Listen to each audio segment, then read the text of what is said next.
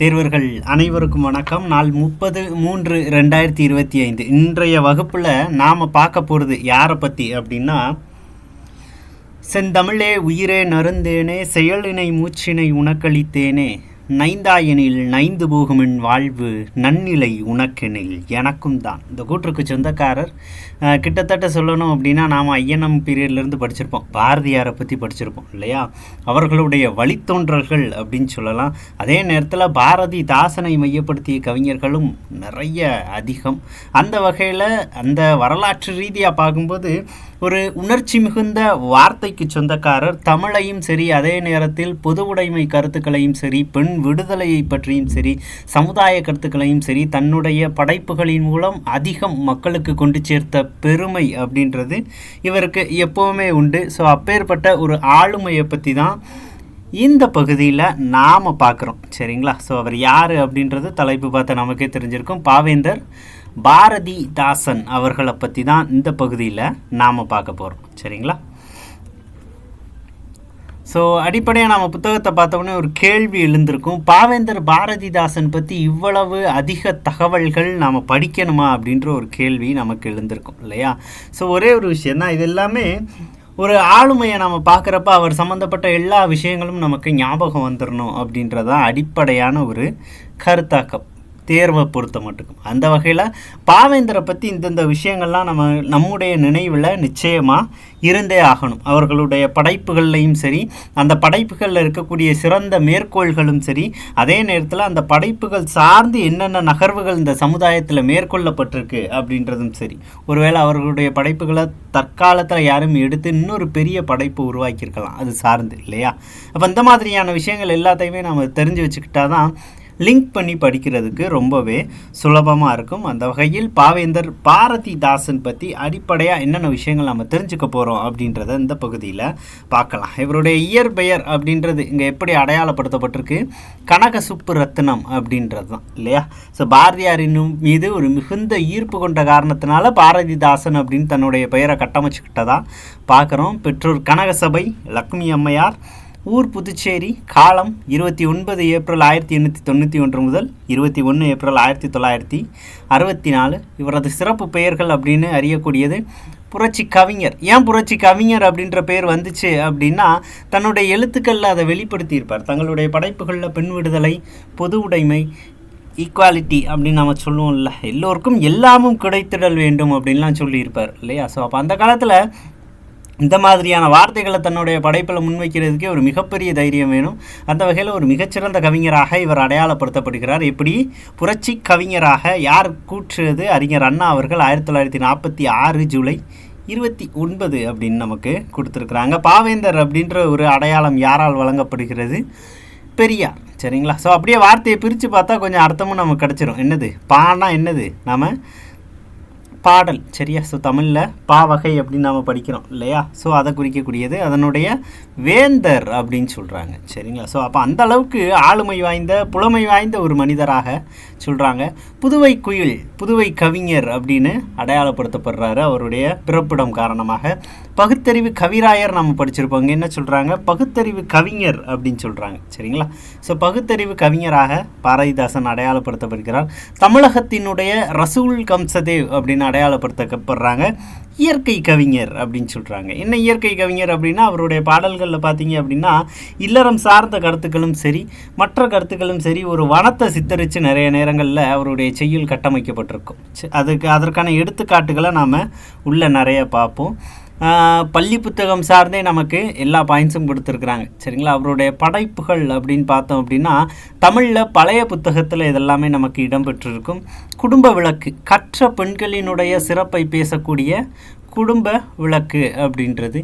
இருண்ட வீடு அப்படின்றது கல்லாத பெண்களின் இழிவு நிலையை பற்றி வெளிப்படுத்தக்கூடிய ஒரு விஷயம். அப்போ இந்த ரெண்டுலையுமே அவங்க பேசுகிறது விமென்ஸ் எஜுகேஷன், பெண் கல்வி அப்படின்றது எவ்வளவு முக்கியம் அப்படின்றது தான். அது கடந்து தமிழ் இயக்கம், பாண்டியன் பரிசு, அழகின் சிரிப்பு. அழகின் சிரிப்பு அப்படின்றது எதை மையப்படுத்தியது, இயற்கையை வருணிப்பது அப்படின்னு சொல்கிறாங்க. வீரத்தாய், புரட்சி கவி, இசையமுது, தமிழச்சியின் கத்தி, எதிர்பாராத முத்தம், சேரதாண்டவம், குறிஞ்சி திட்டு, கண்ணகி புரட்சி காவியம், மணிமேகலை வெண்பா, காதல் நினைவுகள், கலைக்கூத்தியின் காதல், இளைஞர் இலக்கியம், இளையார் ஆத்திச்சூடி, நல்ல தீர்ப்பு, காதலா கடமையா. இப்போ இதெல்லாமே இவருடைய முன்னணி படைப்புகளாக இங்கே அடையாளப்படுத்தப்பட்டிருக்கு. உரைநடை நூட்கள் அப்படின்ற அடிப்படையில் திருக்குறளுக்கு இவர் உரை எழுதுகிறார்.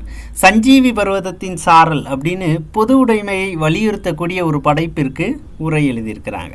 நாடகம் அப்படின்ற அடிப்படையில் பார்த்தோம் அப்படின்னா சௌமியன், நாம் தமிழ் புத்தகத்தில் படிக்கிறோம் இல்லையா, 1969 சாகித்ய அகாடமி விருதை தட்டி சென்ற பிசிராந்தையார் எனும் நாடக நூல் அப்படின்னு படிச்சிருப்போம். நிறைய நேரத்தில் டிஎன்பிஎஸ்சியில் பிசிராந்தையார் அப்படின்றது டேஷ் நூல் அப்படின்ற கேள்விகள் இடம்பெற்றிருக்கும் இல்லையா, அடையாளப்படுத்தியிருக்கிறாங்க நமக்கு. நாடக நூல். சத்திமுத்த புலவர், இரண்யன் அல்லது இணையற்ற வீரன், படித்த பெண்கள், இன்பக்கடல், அமைதி போன்ற நாடகங்களை எழுதியுள்ளார். அது கடந்து இதழ்கள் அப்படின்னு பார்த்தோம்னா பாரதியார்லேயும் நம்ம யாரை படிப்போம், குயில் படிப்போம் இல்லையா. குயில் என்னும் இதழ், மேலும் பொன்னி அப்படின்ற இதழ்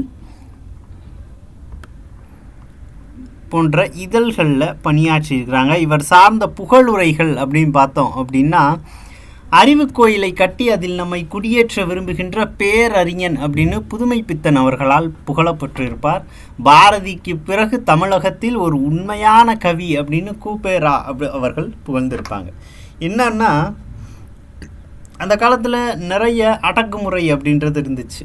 அந்த நேரத்தில் நிறைய பணம் படைத்தவர்கள் தங்களுக்கு என்ன நினைக்கிறாங்களோ அதை வெளிப்படையாக ரொம்ப மகிழ்ச்சிகரமாக செய்ய முடிஞ்சது. அதே நேரத்தில் கவிஞர்கள் சரி ஏழ்மை நிலையில் இருந்தாங்க. பாரதியாரினுடைய அந்த வரலாற்று படத்தை பார்த்தீங்கன்னா கூட தெரியும், நிறைய நேரத்தில் உணவுக்கே கஷ்டப்படுகின்ற சூழலில் கூட கிடைத்த பணத்தில் புத்தகத்தை வாங்கிட்டு வந்ததாக அடையாளப்படுத்தப்படுறாரு அவருடைய வரலாற்றில் இல்லையா. அப்போ அப்படித்தான் கவிஞர்கள் அந்த காலத்தில் இருந்திருக்கிறாங்க.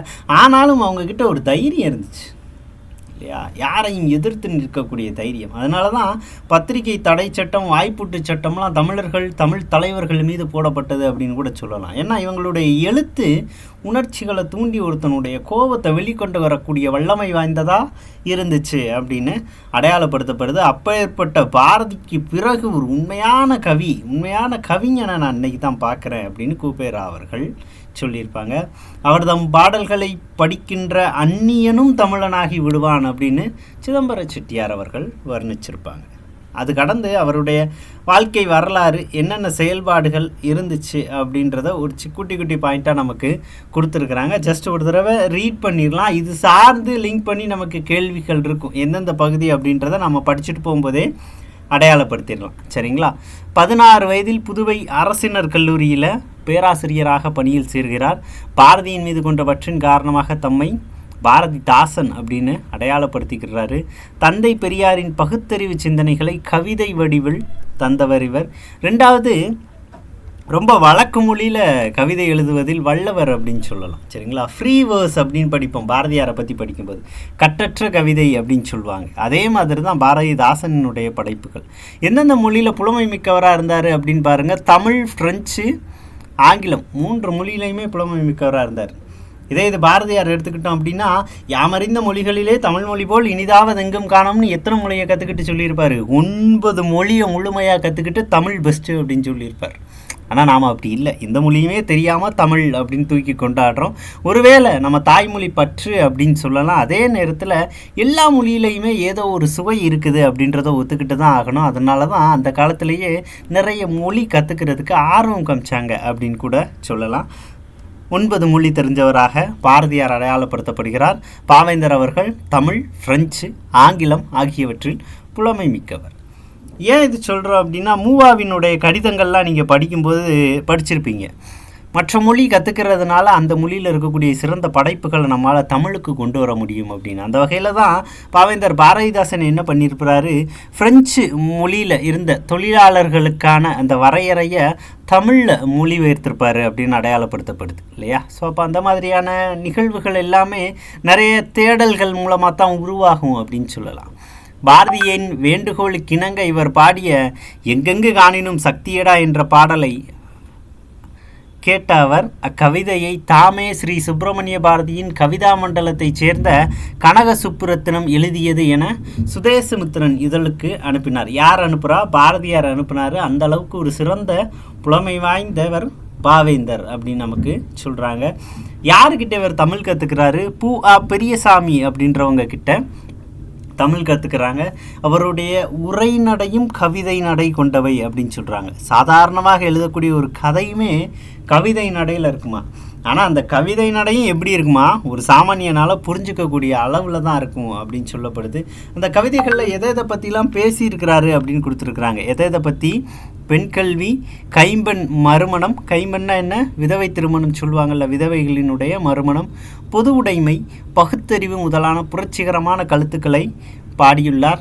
கவிஞர், இதழாளர், தமிழாசிரியர் அப்படின்னு ஒரு மல்டி பர்சனாலிட்டி, பன்முக ஆற்றல் கொண்டவராக அடையாளப்படுத்தப்படுகிறார். அவருடைய படைப்புன்னு பார்த்தோம்னா கவிதை, கதை, கட்டுரை, நாடகம் எல்லாத்துக்குமே எடுத்துக்காட்டு பார்த்தோம்.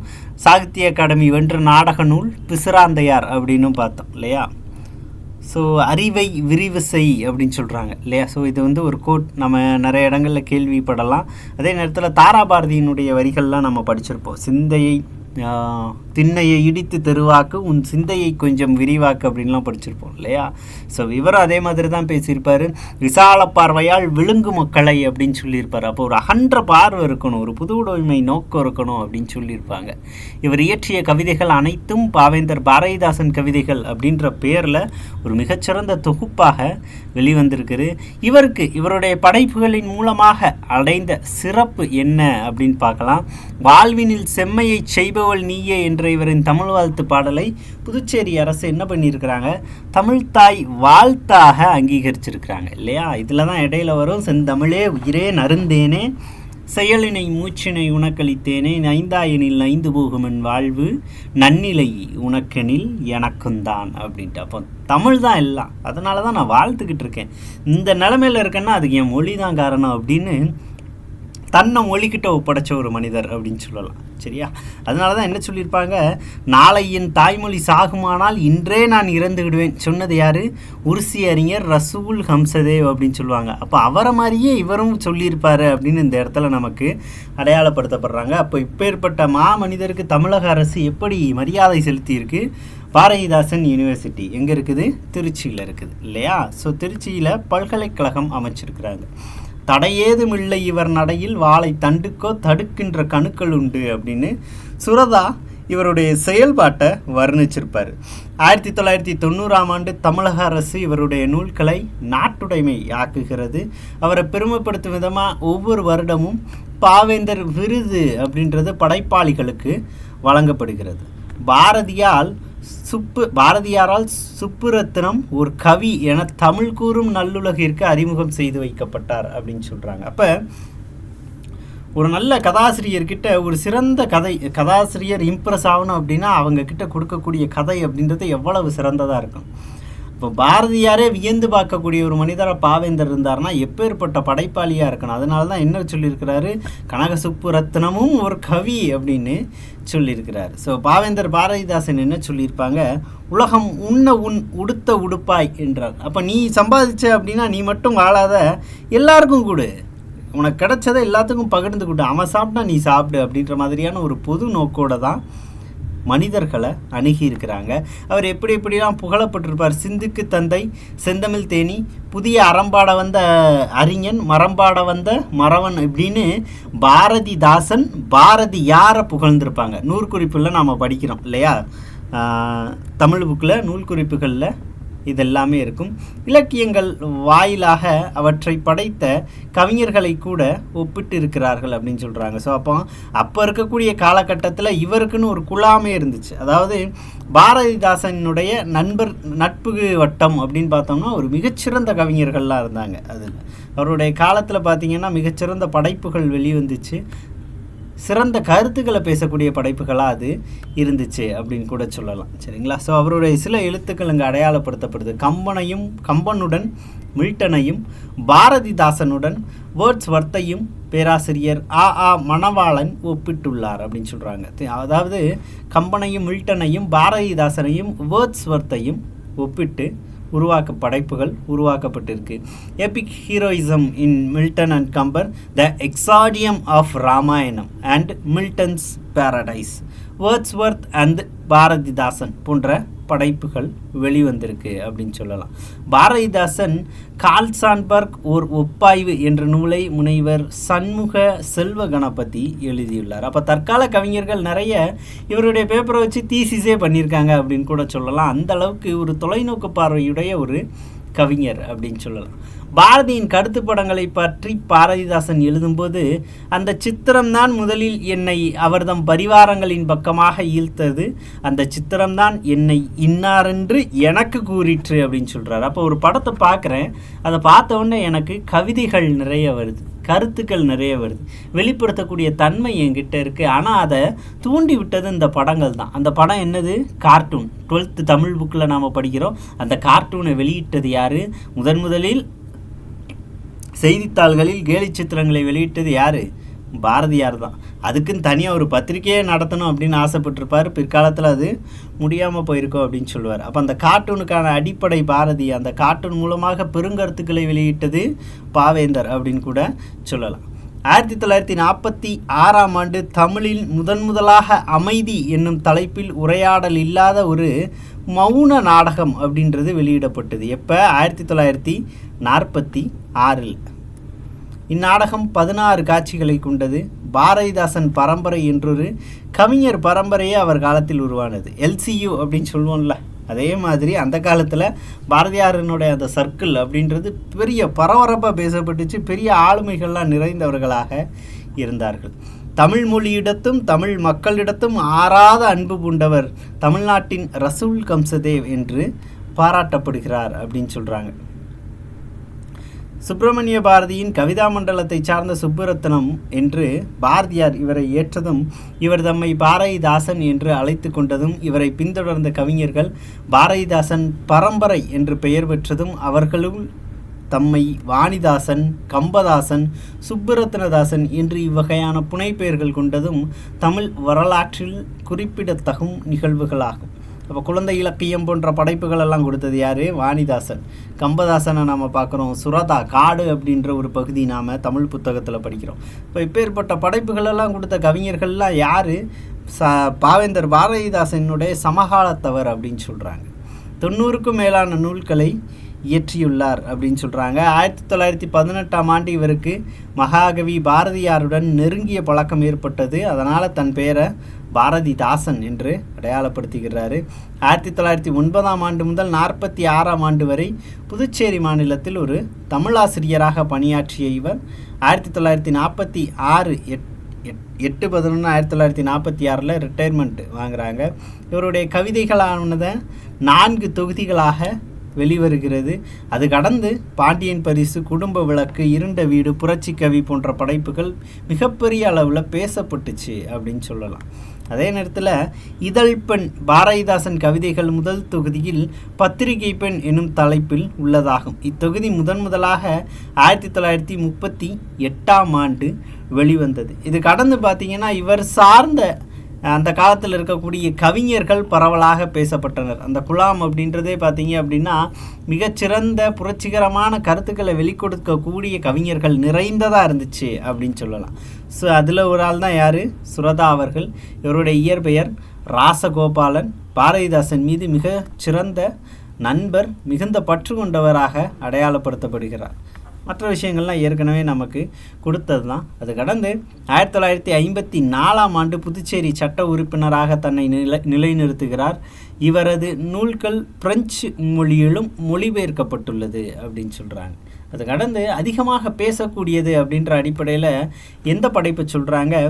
மாவலிபுரச் செலவு அப்படின்றது.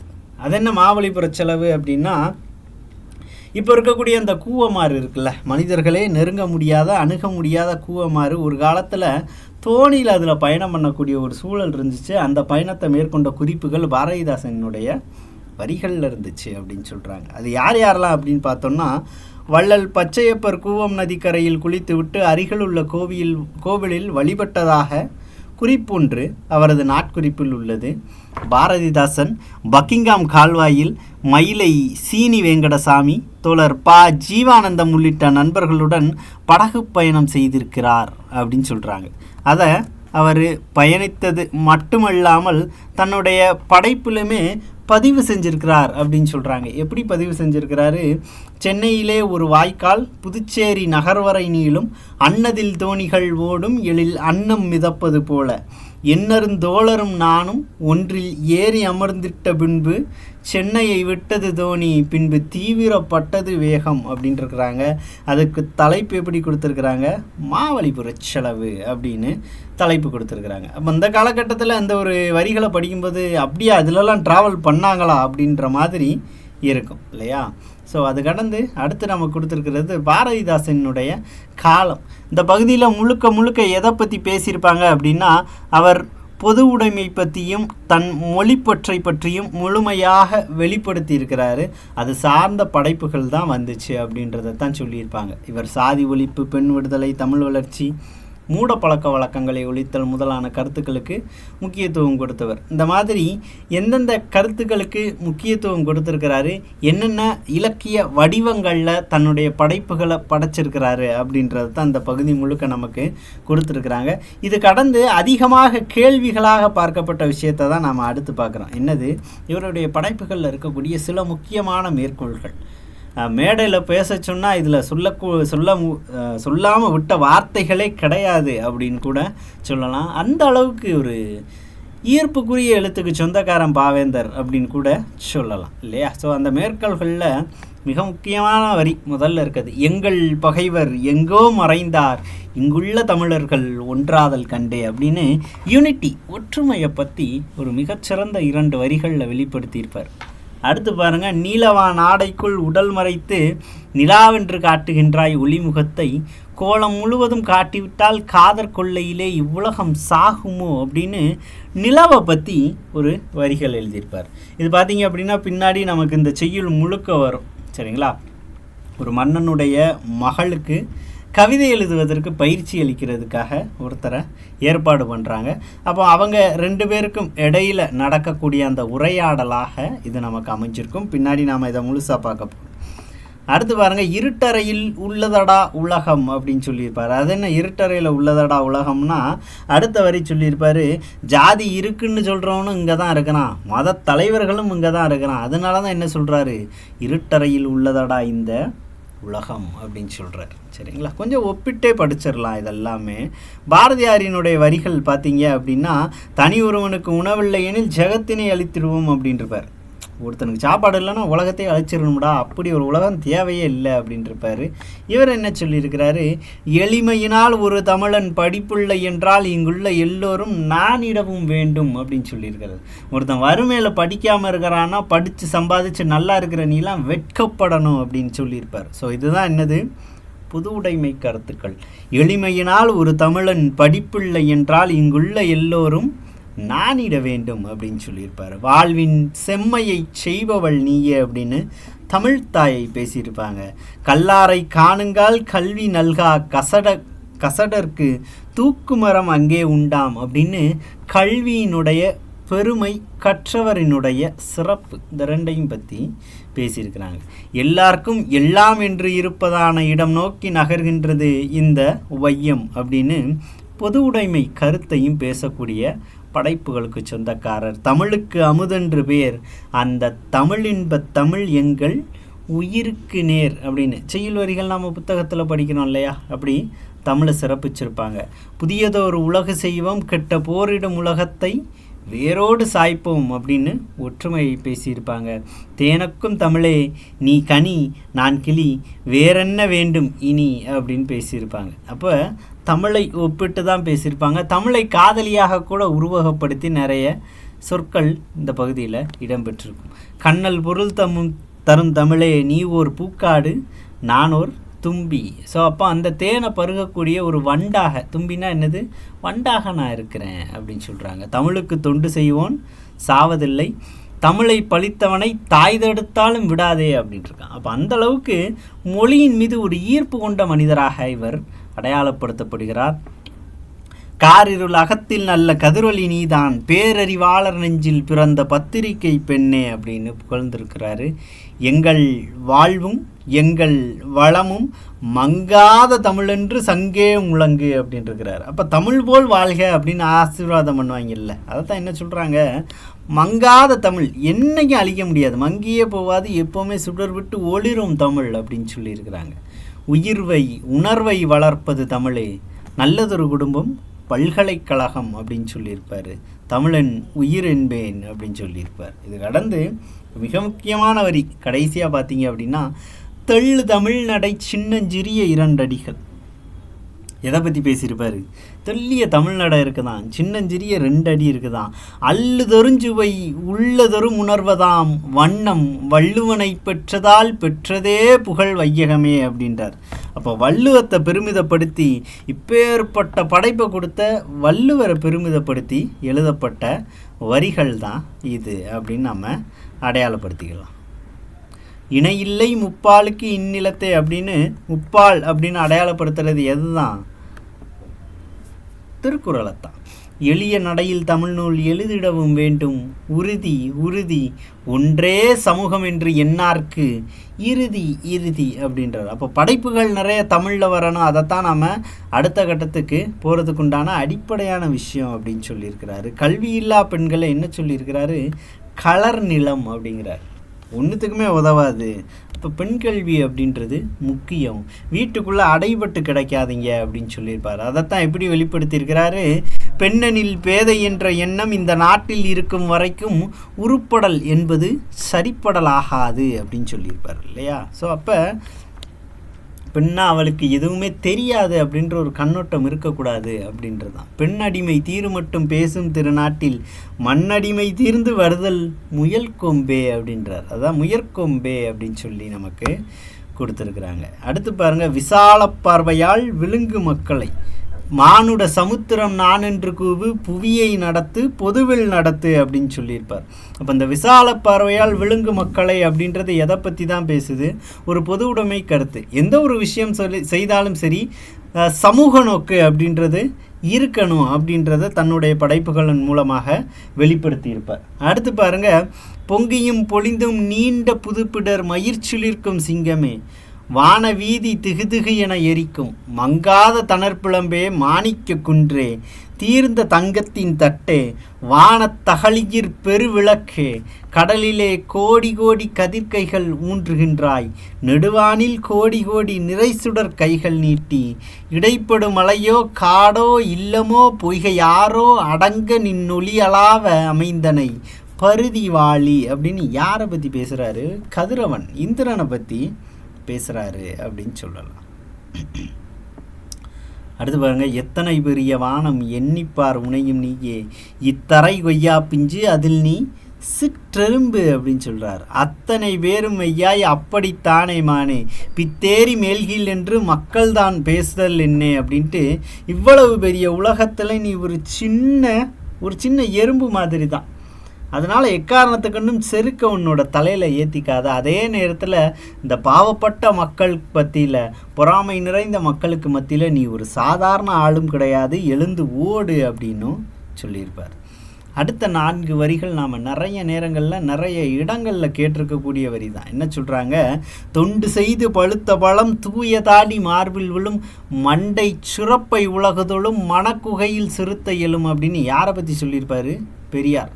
தொண்டு செய்தே பழுத்த பழம் தூய தாடி மார்பில் விழும், அவ்வளவு பெரிய தாடி கொண்டவர். அவருடைய புகைப்படத்தை பார்த்தா நமக்கு எல்லாத்துக்குமே தெரியும். மணக்குகையில் சிறுத்த எழும் அப்படின்னு சொல்லியிருப்பார். என்ன காரணம்? மண்டை சுரப்பை உலகுதலும். மண்டை சுரப்புன்னா என்ன? அவருடைய சிந்தனைகளை இந்த உலகமே தொழுது நிற்கும், அதை படிக்கும்போது மணக்குகையில் சிறுத்த எழுந்து நிற்கும் அப்படின்றார். ஒரு உத்வேகத்தை அளிக்கக்கூடிய படைப்பு சொந்தக்காரர் அப்படின்னு பெரியாரை பாவேந்தர் பாரதிதாசன் புகழ்கிறார். அடுத்து பாருங்க, அறைக்குள் யாழிசை ஏதென்று சென்று எட்டி பார்த்தேன் பேத்தி நெட்டுரி பண்ணிடாள் அப்படின்னு ஒரு குழந்தையினுடைய அந்த அழுகையோ விளையாட்டையோ இங்கே ரொம்ப அழகாக உருவகப்படுத்தியிருப்பாங்க ஒரு இசைக்கு இணையாக. அடுத்து பார்க்கக்கூடிய இந்த பகுதி பார்த்தீங்க அப்படின்னா நமக்கு புக் பேக்கில் வரும் இல்லையா? ரொம்ப ரொம்ப பேசிக்கான ஒரு பகுதி தான். ஒரு அம்மாவுக்கும் பெண்ணிற்கும் இடையிலான ஒரு உரையாடல். அம்மா கிட்ட அந்த பொண்ணு ஒரு நகையாக கேட்பாங்க. நகை இல்லை சிறந்தது, உனக்கு சில குணங்கள் தான் சிறந்தது, அதை வளர்த்துக்கோ அப்படின்னு சொல்லுவாங்க. சரியா? டக்குன்னு என்னன்னு பார்த்துடலாமா? அம்மா என் காதுக்கு ஒரு தோடு நீ அவசியம் வாங்கி வந்து போடு, சும்மா இருக்க முடியாது, நான் சொல்லிவிட்டேன் உனக்கு இப்போது. அப்போ தோடு கேட்குறா இந்த பொண்ணு. இதுக்கு இந்த அம்மா என்ன சொல்கிறாங்க, காதுக்கு கம்மல் அழகன்று. அழகன்றுன்னா என்னது, அழகு இல்லை அப்படின்னு அர்த்தம், நெகட்டிவ் வேர்டு இல்லையா. நான் கலருவதை கவனி நன்று. கலர்தல் அப்படின்னா என்னது, சொல்லுதல் அப்படின்னு அர்த்தம் தமிழில். அப்போ நான் சொல்கிறத கேளு, காதுக்கு கம்மல் அழகில்லை, நான் சொல்கிறத தெளிவாக கவனி. நீதர் மொழியை வெகுபணிவாய் நிதம் நீ கேட்டு வந்து காதில் அணிவாய் அப்படின்னு சொல்கிறாங்க. ஒரு சிறந்த மொழியை, சரியான வார்த்தைகளை காதுக்கு அனுப்புறது தான் காதிற்கான மிகச்சிறந்த அணிகலன் அப்படின்னு சொல்கிறாங்க. மேலும் மகள் என்ன சொல்கிறா, கைக்கு 2 வளையல் வீதம் கடன்பட்டு போட்டிடணும் போதும் பக்கி என்றென்னை எல்லோரும் என் பாடசாலையில் சொல்ல நேரும் அப்படின்னு சொல்கிறாங்க. அப்போ வளையல் இல்லாததுனால என் கூட படிக்கிற பிள்ளைகள்லாம் என்னை கிண்டல் பண்ணுதுமா, அதுக்காண்டியாவது கடன் வாங்கியாவது 2 வளையலை வாங்கி போடு அப்படின்னு சொல்லுது. அதுக்கு இந்த அம்மா என்ன பதில் சொல்கிறாங்க, வாரா விருந்து வந்த கலையில் அவர் மகிழ உபசரித்தல் வளையல் ஆறா அமுதே மதி துளங்கு பெண்ணே அவர் சொல்வதுன் கைக்கு விளங்கு அப்படின்னு சொல்லியிருக்கிறாங்க. ஸோ அப்போ நிறைய ஒரு பெண் அப்படின்னாலே என்ன அர்த்தப்படுது அப்படின்னா, வீட்டுக்குள்ளே பெண்ணை பூட்டி வைத்தோம் என்ற விந்தை மனிதர் தலை கவிழ்ந்தார் அப்படின்னு பாரதியார் வரிகள்லாம் நாம் படிக்கிறோம். அப்போ அந்த பெண்ணடிமை அப்படின்றது நிகழ்ந்துக்கிட்டே இருக்குது. ஒரு வார்த்தை கவனிச்சிங்கன்னா தெரியும், அந்த காலத்துலலாம் சொல்லியிருப்பாங்க, சமையலிலே மையல் இருந்தால் மணக்குமடி சாதம் அப்படின்னு சொல்லியிருப்பாங்க. மையல்னா என்னது, பெண். அப்போ ஒரு சமையலை ஒரு பெண் செஞ்சால் அவ்வளவு ருசிக்கும் அப்படின்ற ஒரு பிம்பம் உருவாக்கப்பட்டிருக்கு. அப்படிலாம் எதுவும் இல்லை, இவங்க பேசுறதெல்லாம் நம்பாத, அது இல்லை. ஒரு பெண் அதை கடந்து நிறைய சாதிக்க முடியும் அப்படின்றத வெளிப்படுத்தக்கூடிய வரிகளாகத்தான் நமக்கு இது எல்லாமே இருக்குது. மேலும் மகள் என்ன சொல்கிறா, ஆபரணங்கள் இல்லையானால் என்னை யார் மதிப்பார், தெருவில் போனால் கோபமோ அம்மா இதை சொன்னால் என் குறைதவிர்க்க முடியும்.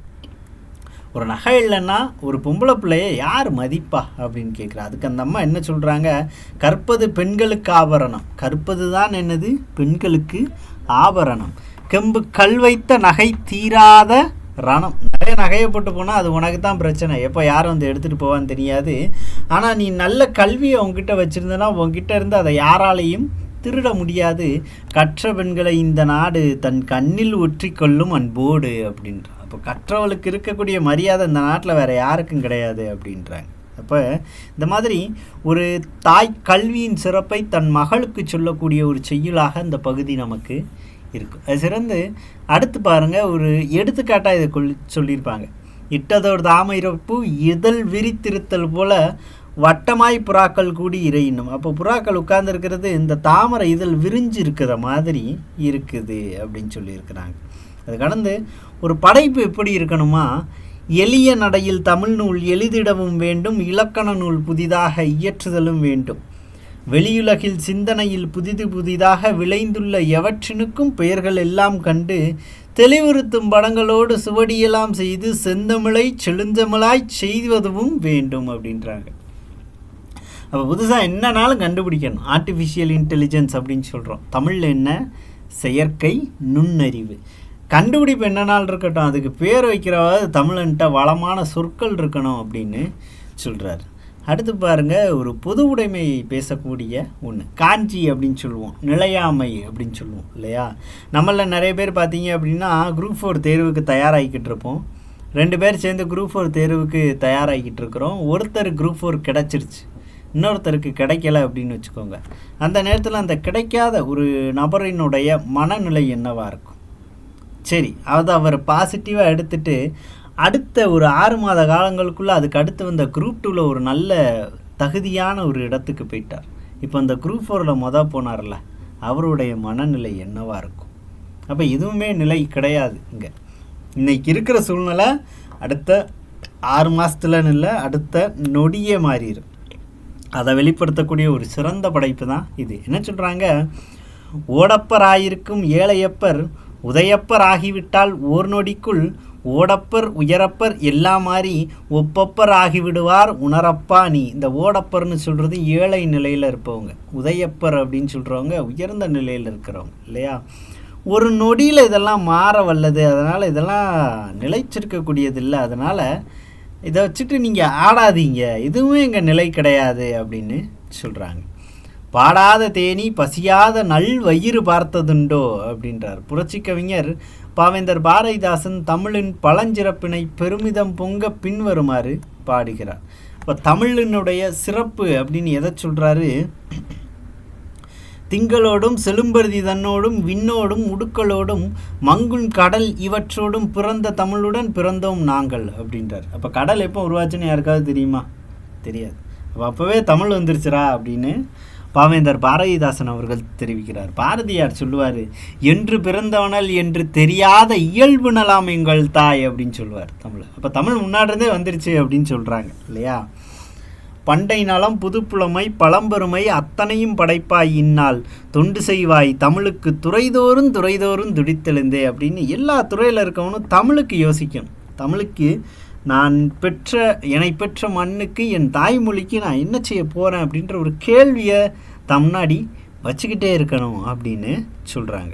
இணையீன்ற தந்தைக்கும் தாய்க்கும் மக்கள் இனமீன்ற தமிழ்நாடு தனக்கும் என்னால் தினையளவு நலமேனும் கிடைக்கும் என்றால் செத்தழியும் நாள் எனக்கு திருநாள் அப்படின்னு சொல்கிறாங்க. அப்போ என்னுடைய தாய் தந்தை என்னை பெற்றெடுத்தவர்கள் இருக்கிறாங்க, அது கடந்து என்னை பெற்றெடுத்த என் மண் தமிழ்நாடு இருக்குது.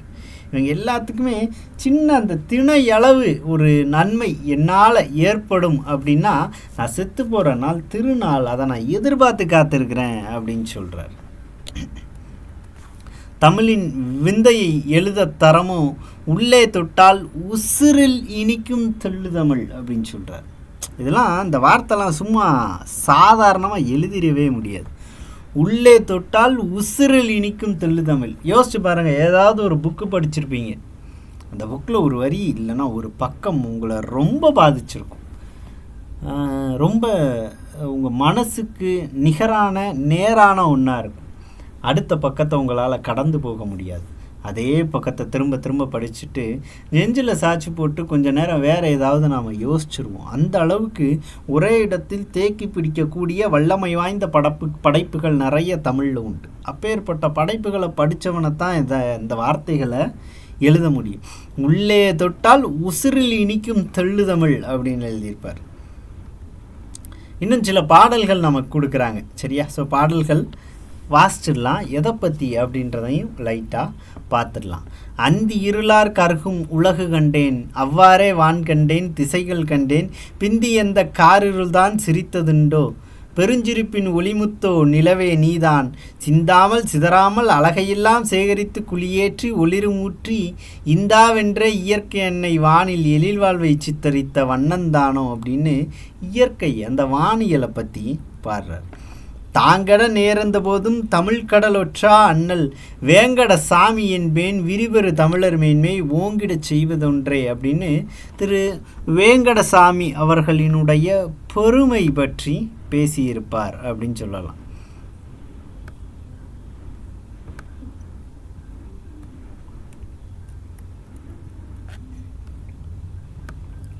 ஸோ அடுத்த படைப்பு பாரதியார் உலகக்கவி.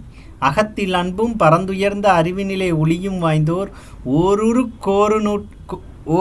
கோரு நாட்டு குறியதான ஓட்டைச்சான் நினைப்புடையார் அல்லர் மற்றும் வீரரவர் மக்களிலே மேல்கீழ் என்று வில்லுவதை கிள்ளிவிட வேண்டாம் என்போர் சீருயர்ந்த கவிஞரிடம் எதிர்பார்க்கின்ற செம்மை நலம் எல்லாமும் அவர்பார் கண்டோம் அப்படின்னு பொது உடைமை இந்த மாதிரியான சிந்தனைகள் எனக்கு இருந்துச்சு.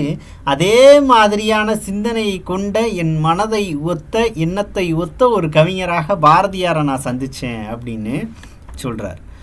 ஒண்டமிழ்த்தாய் சிலம்படியின் முன்னேற்றம் ஒவ்வொன்றும் உன் முன்னேற்றம், கண்டறிவாய் எழுந்திரு நீ இளந்தமிழா, கண்விழிப்பாய் இறந்தொழிந்த பண்டை நலம் புதுப்புலமை பழம்பெருமை அனைத்தையும் நீ படைப்பாய், இந்நாள் தொண்டு செய்வாய் தமிழுக்கு துறைதோறும் துறைதோறும் துடித்தெழுந்தே, உயிர் தமிழ்த்தாய் இந்நிலத்தில் அடைகின்ற வெற்றியெல்லாம் உந்தன் வெற்றி, அயராதே எழுந்திரு நீ இளந்தமிழா, அறஞ்செய்வாய் நாமடைந்த துயரத்தை பழிதன்னை வாழ்வினிலோர் தாழ்மையினை துடைப்பாய், இந்நாள் செயல் செய்வாய் தமிழுக்கு துறைதோறும் துறைதோறும் சீறி வந்தே, உணர்ந்திடுக தமிழ்த்தாய்க்கு வருந்தீமை உனக்கு வருந்தீமை என்றோ, பிணி நீக்க எழுந்திரு நீ இளந்தமிழா, வரிப்புலியே பிற்றை நாளு கனி செய்யும் இலக்கியம் செய், அறத்தை செய் விடுதலைகொள் அழகு நாட்டில், பணி செய்வாய் தமிழுக்கு துறைதோறும் துறைதோறும் பல நாட்டானே, எது செய்ய நாட்டுக்கே என துடித்த சிங்கமே,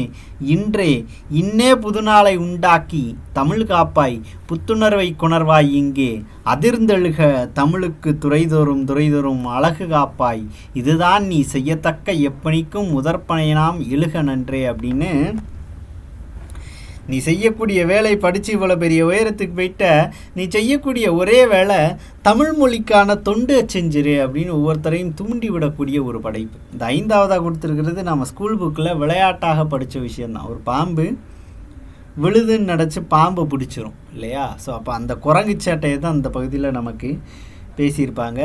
கிளையினர் பாம்பு தொங்க விழுதன்று குரங்கு தொட்டு விளக்கினை தொட்ட பிள்ளை போல் வெடுக்கென குதித்ததை போல் கிளைதோறும் குதித்து தாவி கீழுள்ள விழுதையெல்லாம் ஒளிப்பாம்பாய் எண்ணி எண்ணி உச்சி போய் தன்வாள் பார்க்கும் அப்படின்னு சொல்கிறாரு. அப்போ எல்லாத்தையும் பாம்புன்னு எண்ணி பயந்து போய் உச்சியில் போயிட்டு மருண்டு போய் தன்னுடைய வாழையே பாம்புன்னு நினச்சி பார்க்கக்கூடியதான் என்னது இந்த குரங்கு அப்படின்னு சொல்கிறாங்க. 6ஆவது நமக்கான பாடல். சரியா? ஒரு கல்வி அப்படின்றது எப்படி இருக்கணும், ஒரு படிப்பு அப்படின்றது எப்படி இருக்கணும் அப்படின்றத பேசக்கூடிய ஒரு பகுதி. என்ன சொல்லியிருக்கிறாங்க அப்படின்னு பார்க்கலாமா? நூலைப்படி, சங்கத்தமிழ் நூலைப்படி, முறைப்படி நூலைப்படி, காலையில் படி, கடும்பகல் படி, மாலை இரவு பொருள்படும்படி, கற்பவை கற்கும்படி, வள்ளுவர் சொன்னபடி கற்கத்தான் வேண்டும் அப்படி, கல்லாதவர் வாழ்வது எப்படி அப்படின்னு கல்வியினுடைய பெருமை பற்றி பேசியிருக்கிறார். ஸோ அப்போ நீ படிக்கிற அப்படின்னு முடிவெடுத்துட்டா எப்படி படிக்கணும்னா இப்படி படிக்கணும் இல்லையா? ஸோ அப்போ கல்லாதவர் வாழ்வது எப்படி, அறம்படி பொருளைப்படி, அப்படியே இன்பம் படி, இறந்த தமிழ் நான்மறை பிறந்ததென்று சொல்லும்படி, சாதி என்னும் தாழ்ந்தபடி நமக்கெல்லாம் தள்ளுபடி, சேதி எப்படி தெரிந்தபடி, தீமை வந்துடுமே மறுபடி அப்படின்னு படி படி அப்படின்ற அந்த ஒரு எதுகை மூனை வச்சு அழகாக ஒரு கோவை அப்படின்னு சொல்லுவாங்க இல்லையா? அந்த மாதிரி நமக்கு வடித்து கொடுத்துருப்பாங்க. மேடைகளில் நிறைய நாம் இந்த மாதிரியான வரிகளை சொல்லி நிறைய பேச்சாளர்கள் பயன்படுத்துகிறத நம்ம பார்த்துருக்கலாம். இப்போ பாவேந்தர் அப்படின்னு எடுத்துக்கிட்டால் இந்த மேற்கோள்கள் பார்த்திங்கன்னா அவ்வளவு அழகாக இருக்கும், அதே நேரத்தில் எளிய தமிழ் நடையில் இருக்கும் அப்படின்னு சொல்கிறாங்க. அதற்கான எடுத்துக்காட்டு தான் அந்த இசையமுது பகுதியில் ஒரு சின்ன விஷயம் கொடுத்துருக்காங்க பாருங்கள்.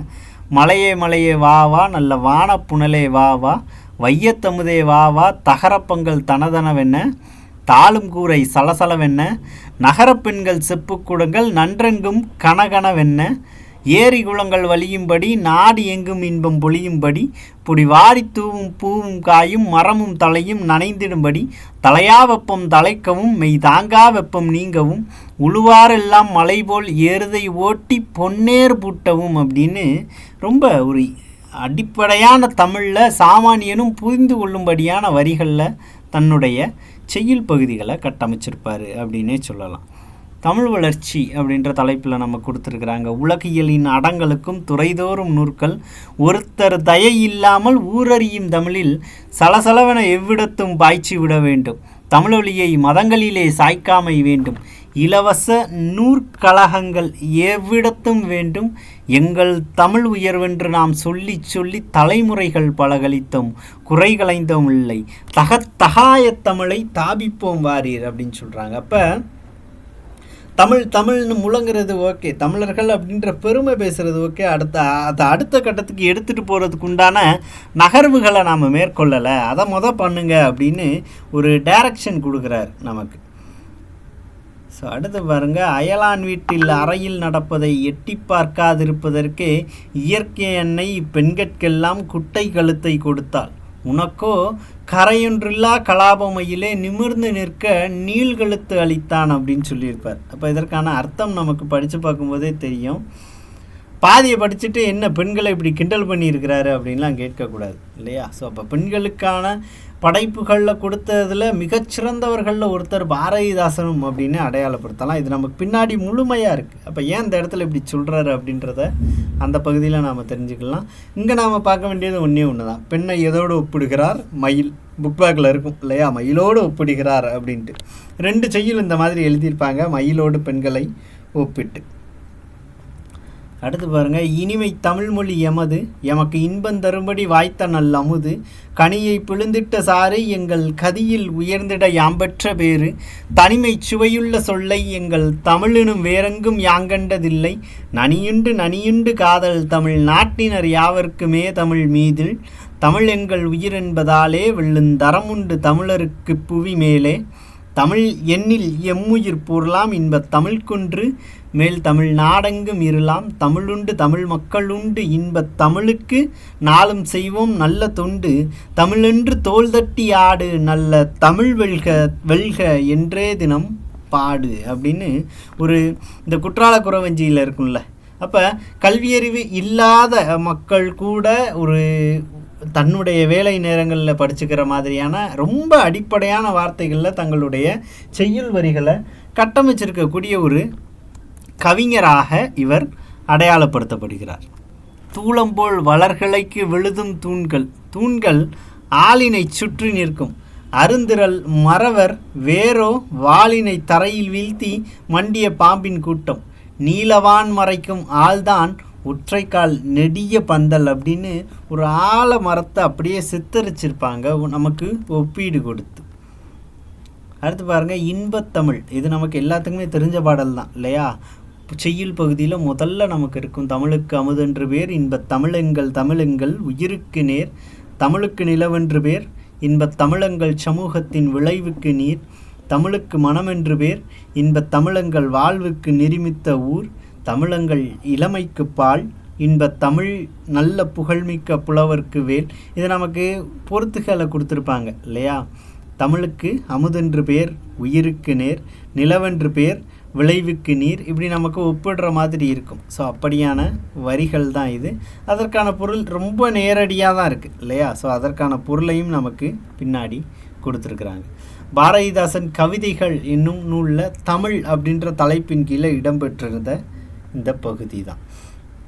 அடுத்து பாருங்கள், இன்பத்தமிழ் கல்வி. இதுவுமே புத்தகத்தில் உள்ளது தான். கவிதை எழுதுறதுக்கு புறப்படுறார் பாரதியார் தாசன். அப்போ என்னென்ன நடக்கு, யார் என்னையை பற்றி எழுதுங்க அப்படின்னு முன்னாடி வந்து நிற்கிறா அப்படின்னு தான் சொல்கிறார். ஏழெடுத்தேன் கவி ஒன்று வரைந்திட என்னை எழுதென்று சொன்னது வான் ஓடையும் தாமரை பூக்களும் தங்களின் ஓவியம் தீட்டுக என்றுரைக்கும் காடும் கலனியும் கார்முகிலும் வந்து கண்ணை கவர்ந்திட எத்தனிக்கும் ஆடும் மயில் நிகர் பெண்கள் எல்லாம் உயிர் அன்பினை சித்திரம் செய்க என்றார்.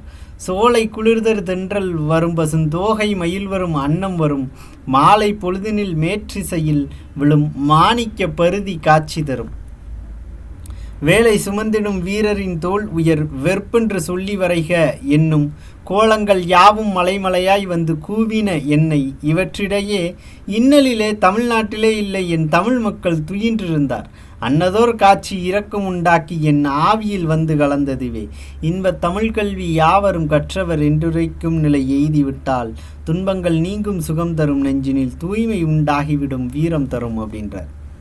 அப்போ இவ்வளவு எழுதுறதுக்கு இருக்குது, இத்தனை விஷயங்கள் எழுத சொல்லி என்னை வற்புறுத்துது. ஆனால் இந்த தமிழின் மீதும் தமிழ் மக்களின் மீதும் தீராத பற்றின் காரணமாக அதனுடைய அழகியலை நிலையை சித்தரிக்கக்கூடிய ஆற்றல் தான் எனக்கு அதிகமாக இருக்குது.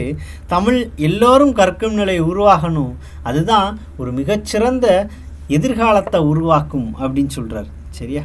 ஸோ இத்துன்பம் நீங்க அனைவரும் இன்பத் தமிழ் கல்வியை கற்றவர்கள் என்னும் நிலை ஏற்பட வேண்டும்.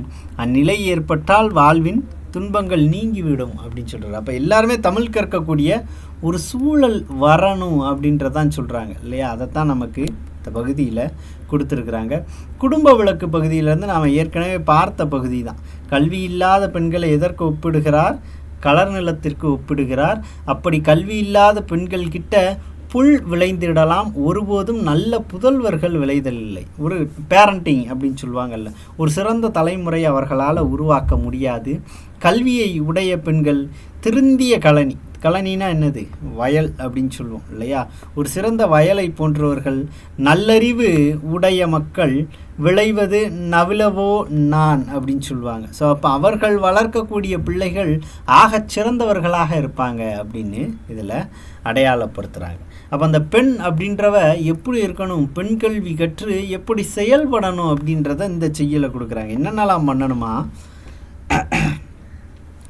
வானூர்தி செலுத்தல் வையமாக்கடல் முழுதும் அளத்தல் அப்படின்னு சொல்கிறாங்க. வானூர்தி செலுத்தல் அதாவது விண்வெளிக்கு போகணும், வானூர்தி செலுத்தணும், அதாவது ஃப்ளைட் ஓட்டணும் இல்லையா. வையமாக்கடல் முழுதும் அளத்தல், அப்போ இந்த உலகத்தையே அளக்கணும், கடலை அளக்கணும், வையகத்தை அளக்கணும் அப்படின்னு சொல்கிறாங்க. ஆன எச்செயலும் ஆண் பெண் அனைவருக்கும் பொதுவே, ஆண் பெண் பேதமின்றி இது எல்லாத்தையும் செய்யணும், ரெண்டுமே பொது தான். நானிலம் ஆடவர்கள் ஆணையால் நலிவடைந்து போனதால் பெண்களுக்கு விடுதலை போனது அன்றோ. அப்போ ஆண்களுடைய அந்த டாமினேஷன் மேலாண்மை இருக்கிறதுனாலேயோ என்னவோ பெண்கள் இங்கே பெரும்பாலும் புறக்கணிக்கப்படுகிறார்கள் அப்படின்னு சொல்கிறாங்க. அடுத்து பாருங்கள், இந்நாளில் பெண்கட்கு எல்லாம் ஏற்பட்ட பணியை நன்கு பொன்னே போல் ஒரு கையாலும் விடுதலை பூணும் செய்கை இன்னொரு மலர் கையாலும் இயற்றுக. கல்வியில்லா மின்னாலை வாழ்வில் என்றும் மின்னாள் என்று உரைப்பேன் அப்படின்னு சொல்கிறாங்க. அப்போது கல்வி இல்லாத மின்னாள், மின்னாள் இந்த இடத்துல எதை குறிக்கிறாங்க, ஒரு பெண்ணை சித்தரிக்கிறாங்க. அப்படி கல்வி இல்லாத ஒரு பெண் என்றைக்குமே மின்ன மாட்டா, ஒரு மின்னல் மாதிரி ஒளியை வெளிக்காட்ட மாட்டா அப்படின்னு சொல்கிறாங்க. அதனால தான் மின்னாள் அப்படின்னு அந்த இடத்துல அடையாளப்படுத்துகிறாங்க. அடுத்த செய்தியில் பாருங்கள், சமைப்பதும் வீட்டு வேலை சலிப்பின்றி செய்தலும் பெண்கள் தமக்கேயாம் என்று கூறல் சரியில்லை. ஆடவர்கள் நமக்கும் அப்பணிகள் ஏற்கும் என்றென்னும் நன்னால் காண்போம். சமைப்பது தாழ்வா இன்பம் சமைக்கின்றார் சமையல் செய்வார் அப்படின்றது. அப்போ இந்த சமையல் அப்படின்றது பெண்களும் மையப்படுத்தப்பட்ட ஒரு வேலை அப்படின்றதே கிடையாது. ஆண்களும் அதில் தனக்கான பங்கு எடுத்துக்கணும் அப்படின்னு சொல்கிறாங்க. சமைக்கிறது அப்படின்றது இழிவு அப்படின்னு நினைக்கக்கூடிய, அது ஒரு மிகச்சிறந்த இன்பத்தை தரக்கூடிய ஒரு செயல்பாடு, அதிமுக்கியமான வேலை அப்படின்னு சொல்கிறாங்க. அந்த உணவு அப்படின்றது எப்படி இருக்கணுமா, உணவினை ஆக்கல் மக்கட்கு உயிராக்கல் அன்றோ வாழ்வு பணத்தினால் அன்று விழ்வாள் படையினால் காண்பதன்று அப்படின்னு சொல்கிறார். அப்போ வாழ்க்கை பணத்தினால் கட்டமைக்கிறது இல்லை, அன்போடு சமைக்கக்கூடிய ஒரு உணவு வாழ்வினை இன்னும் கொஞ்சம் சுவாரஸ்யப்படுத்தும் அப்படின்னு பேசுகிறார். தனையிலினை அடுப்பில் இட்டு தாலியில் சுவையை இட்டே அணித்தெருந்திட்டார் உள்ளத்து அன்பிட்ட உணவால் வாழ்வோம் அப்படின்னு சொல்கிறார். நீங்கள் என்ன தான் எவ்வளவு டேஸ்ட்டாக சமைச்சாலும் அதை முகச்சுழிவின்றி அன்போடு பரிமாறும் பொழுது அது இன்னும் கொஞ்சம் ருசிக்கும் அப்படின்னு சொல்கிறாங்க. அப்போ இதை பெண்கள் மட்டுமே பண்ண தேவையில்லை, ஆண்களும் இதற்கான பங்களிப்பை செலுத்தணும் அப்படின்றத தான் இறுதியாக சொல்கிறாங்க. சமைப்பது பெண்களுக்கு தவிர்க்கவுனா கடமை என்றும் தவிர்க்க முடியாத கடமை ஒன்றும் கிடையாது. சமைத்திடும் தொழிலோ நல்ல தாய்மார்க்கே தக்கது என்றும் தமிழ் திரு நாடுதன்னில் இருக்கும் ஒரு சட்டம் தன்னை இமைப்போதில் நீக்க வேண்டும் பெண்கல்வி வேண்டும் யாண்டும். அப்போ பெண்களால் தான் நல்லா சமைக்க முடியும், டேஸ்ட்டாக சமைக்க முடியும் அப்படின்ற இந்த பிம்பத்தை என்னைக்கு உடச்சேரிகிறோமோ அன்னைக்கு பெண்கல்வி வெளியில் வரும், பெண்கள் சிறந்த இடத்தை இந்த சமூகத்தில் அடைவார்கள், அதை ஒழிக்கணும் அப்படின்னு பேசக்கூடிய ஒரு பகுதி தான் இது. அதற்கான விளக்கம் நமக்கு கொடுத்துருக்குறாங்க, எந்த பகுதியிலிருந்து எடுக்கப்பட்டது அப்படின்னு கொடுத்துருக்குறாங்க. இந்த செய்யுள் வரிகளினுடைய வார்த்தைகள்லாம் ஒன்று விடாமல் கொஞ்சம் சத்தம் போட்டு படிச்சிடணும், சரியா? ஸோ அப்போ தான் நமக்கு ஞாபகம் இருக்கும். அடுத்து பாருங்கள், புரட்சிக்கவி அப்படின்ற ஒரு படைப்பு 1937ஆம் ஆண்டு பில்கனியம் அப்படின்ற ஒரு நாவலை தழுவி இந்த பகுதியானது உருவாக்கப்படுகிறது. ஒரு சின்ன கதை என்னென்னா, கீழே நம்ம கொடுத்துருக்குறாங்க பாருங்கள், அமுதவள்ளி அப்படின்ற ஒரு பெண், அவருக்கு தந்தையாக ஒரு அரசர் இருக்கிறார். அப்போ இது யார், இளவரசின்னு வச்சுக்கோங்க, சரியா? அந்த இளவரசிக்கு கலையின் மீது அதிகமான ஆர்வம் உண்டு. அப்போ அவங்களுக்கு என்ன சொல்லி சொல்லணும், கவிதை எழுதுறதுக்கான ஒரு பலனை அவங்களுக்கு கொண்டு வரணும், அந்த டேலண்ட்டை வளர்க்கணும். அதுக்காண்டி என்ன பண்ணுறாங்க, உதாரன் அப்படின்ற ஒரு ஆடவரை அதற்கு நியமிக்கிறாங்க. அப்போ உதாரன் அப்படின்றவன் பார்க்க ரொம்ப அழகாக இருப்பான். இந்த பெண்ணோ திருமணமாகாத பெண், அவனும் திருமணமாகாதவன். அப்போ இவங்க ரெண்டு பேரையும் நாம் ஒன்றா விட்டோம் அப்படின்னா ஒருவேளை இருவரும் காதல் வயப்படுறதுக்கு உண்டான வாய்ப்பு இருக்குது அப்படின்னு அமைச்சர் ஆலோசனை சொல்கிறாரு. என்ன சொல்கிறாரு, இவங்க ரெண்டு பேரையும் உட்கார வைக்கலாம், இடையில் ஒரு திரையை போட்டு அவன் கண்ணு தெரியாதவன் அப்படின்னு சொல்லிடலாம். அவன் கண்ணு தெரியாதவன் அப்படின்னு சொல்கிற பட்சத்தில் அந்த காலத்தில் எந்த ஒரு நம்பிக்கை இருந்துச்சு அப்படின்னா, கண்ணு தெரியாதவனை பார்க்குறதே எப்படியா அபசகுணம் அப்படின்னு கருதப்பட்டுச்சு. ஏன் அப்படின்னா அந்த காலத்தில் ஒரு பரவலான ஒரு தெளிவான சிந்தனை இல்லை இல்லையா? இப்போ நாம் எல்லாருமே அவங்கள மாற்றுத்திறனாளிகள் அப்படின்னு பார்க்குறோம். சொல்லப்போனால் சாதாரணமாக அனைத்து எந்த விதமான குறைபாடுகளுமே இல்லாதவர்களை விட சிறப்பாக திறமையை வெளிக்காட்டி பல துறைகளில் மாற்றுத்திறனாளிகள் கொடி கட்டி பறந்துக்கிட்டு இருக்கிறாங்க அப்படின்றது மறுப்பதற்கே இல்லை இல்லையா? ஸோ அப்பேற்பட்ட ஒரு தெளிவான நோக்கு இப்போ இருக்குது. ஆனால் அந்த காலத்தில் அது இல்லை இல்லையா? அந்த ஒளியற்றவர்களை, ஒளியை பார்க்க முடியாதவர்களை பார்ப்பது அபசகுணம் அப்படின்னும் கருதப்பட்டுச்சு. அதனாலேயே என்னவோ உதாரண இந்த மாதிரியான ஒரு பொய் சொல்லி இவங்க கிட்ட இருந்து விலக்கி வைக்கலாம் அப்படின்னு முடிவு பண்ணுறாங்க. சரி, அப்போ உதாரன்கிட்ட என்ன சொல்லலாம் அப்படின்னா, இந்த அமுதவள்ளி அப்படின்றவங்க ஒரு தொழுநோயாளி, அவங்கள நீங்கள் தொடக்கூடாது அப்படின்னு சொல்லி வச்சிடலாம். இப்போ 2 பேருக்கும் ஆளுக்கு ஒரு பொய்யாகி போச்சு. 2 பேரையும் வெவ்வேறு திசையை பார்க்க உட்கார வச்சு நடுவில் ஸ்க்ரீனை போட்டாச்சு. ஒரு நாளைக்கு என்ன ஆகுது, நிலாவை பற்றி வர்ணித்து இந்த உதாரணம் ஒரு கவிதை சொல்கிறான். அமுதவள்ளிக்கு சந்தேகம் வந்துருச்சு. ஆஹா, நிலாவை பற்றி இவ்வளவு அழகாக தெளிவாக ஒரு பார்வை இல்லாதவன் கவிதை எழுத முடியுமா? இல்லையே, இது எனக்கு என்னவோ சந்தேகமாக இருக்கே அப்படின்ட்டு டக்குன்னு ஸ்க்ரீனை விலக்கி உதாரணம் பார்த்துட்டாங்க. உதாரன் கண்ணிலையும் அமுதவள்ளி மிக அழகான பெண்ணாக தென்படுகிறாள். இருவரும் காதல் வயப்படுகிறார்கள். இறுதியில் இருவருமே இந்த விஷயம் அந்த மன்னருக்கு தெரிய வருது. ரொம்ப கோபம் விடுறாரு. 2 பேரையும் கொலை பண்ணுறதுக்காண்டி, சரியா, அவங்க உயிரை எடுக்கிறதுக்காக ஆணையிடப்படுகிறது. ஊர்மந்தை அப்படின்னு சொல்லுவாங்க, ஒரு பொது இடம். அந்த இடத்துல பலிபீடம் அமைக்கப்படுது. இவங்களை நிற்க வைக்கிறாங்க. ஏன் அப்படின்னா, அந்த மாதிரியான தண்டனை கொடுக்கப்படுற பட்சத்தில் மற்றவர்களும் அதை பார்க்கும் பொழுது பயப்படுவாங்க. அடுத்து இந்த மாதிரியான தவறுகள் நிகழாது அப்படின்றதுனால. அப்போ இவங்க நியாயம் கேட்குறாங்க. இன்றைக்கி நாங்கள் இந்த இடத்துல நிற்கிறோம், நாங்கள் கொல்லப்படுறோம். நான் அமுதவள்ளியை காதலித்ததற்கு நான் காரணம் இல்லை. என் மேலே ஈர்ப்பு வந்ததற்கு தமிழ் தான் காரணம். என்னுடைய கவிதை எழுதக்கூடிய அந்த திறன், அப்போ தமிழைத்தான் கொள்ளணும் அப்படின்லாம் பேசியிருப்பாங்க, சரியா? ஸோ அப்போ அப்படி இருவரும் நியாயம் கேட்கும்பொழுது ஒரு கட்டத்தில் மன்னரை கடந்து, காவலாளிகளை கடந்து அங்கே இருக்கக்கூடிய பொதுமக்கள் இவங்க எல்லாத்துக்குமே சப்போர்ட்டுக்கு வர்றாங்க, சரியா? ஸோ அப்போ இந்த பகுதியை சித்தரிக்கக்கூடிய ஒரு விஷயமாக தான் இவ்வளவு பெரிய செய்யுள் நமக்கு இருக்குது. அப்படியே ஒரு தடவை கொஞ்சம் சத்தமாக எல்லா வார்த்தையும் உச்சரிச்சிடலாம், சரிங்களா? காதலனை கொலைக்களத்துக்கு அனுப்ப கண்டும் கண்ணியனை மன்னிக்க கேட்டுக்கொண்ட நீதி நன்று மந்திரியே, அவன் இறந்தால் நிலைத்திரும் என் உயிர் எனவும் நினைத்து விட்டாய்.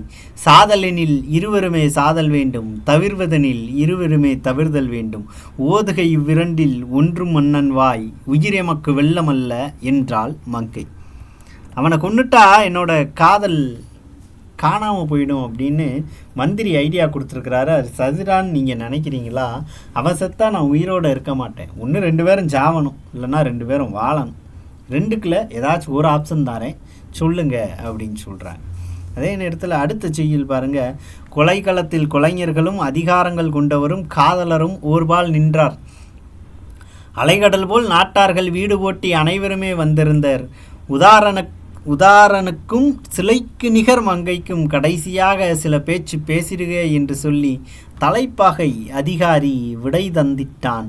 தமிழ் கவிஞன் சனங்களிடையே முழக்கம் செய்வான். அப்போ 2 பேர்த்தும் கடைசியாக பேசிக்குவாங்க அப்படின்ட்டு ஊர் தலைவர் தலைப்பாகை அதிகாரின்றாங்க. சிதவல் அப்படின்னு தலைப்பாகை அப்படின்னு நம்ம படிச்சிருப்போம் இல்லையா?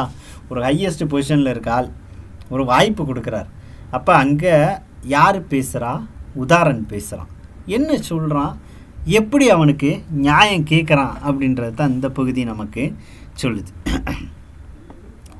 பேரன்பு கொண்டவரே பெரியோரே என் பெற்ற தாய்மாரே, நல் இளஞ்சிங்கங்கால் நீரோடை நிலங்களிக்க நெடுமரங்கள் நிறைந்து பெருங்காடாக பெருவிலங்கு நேரோடி வாழ்ந்திருக்க பருக்கை கல்லின் நெடுங்குன்றில் பிளஞ்சேர பாம்பு கூட்டம் போராடும் பால் நிலத்தை அந்த நாளில் பதுக்கியவர் யார்?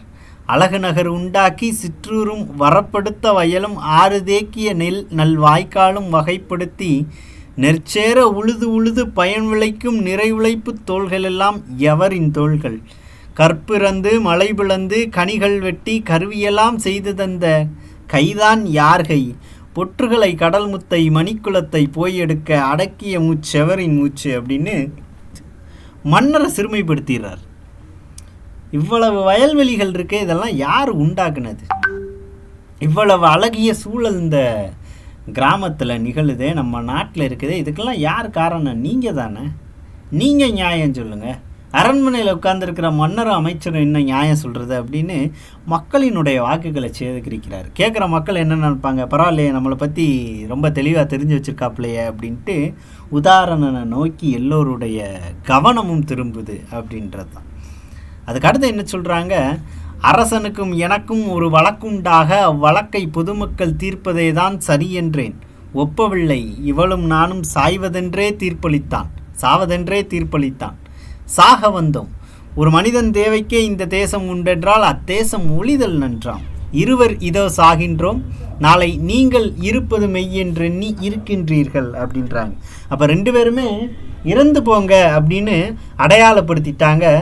2 பேரும் செத்துட்டா ஒரு ஒரு மன்னன் தன்னிச்சையாக சர்வாதிகார போக்கில் ஒரு தீர்ப்பு கொடுக்குறான். அப்போ அந்த தீர்ப்புக்காண்டி இந்த தேசமே எங்களுடைய சாவை நின்று வேடிக்கை பார்க்குது.